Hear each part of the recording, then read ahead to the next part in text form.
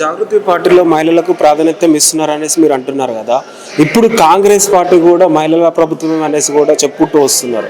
అధికారంలోకి వచ్చే ముందు, అధికారంలోకి వచ్చిన తర్వాత కూడా మహిళలకి చాలా స్కీములు కూడా తెచ్చామనేసి కూడా ఇప్పుడున్న ప్రభుత్వం చెప్తుంది. ఏం చెప్తారు మరి?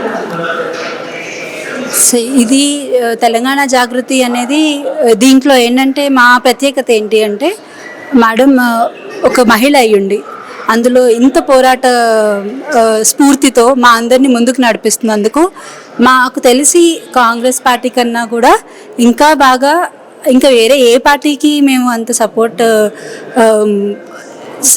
వేరే ఏ పార్టీకి కూడా మేము అంత కంపేర్ చేయలేము. మాది మహిళ మా ఉద్యమరాళ్ళు, మాకు మా లీడర్ ఆవిడ, సో మాకు సపోర్ట్ ఉన్నారు.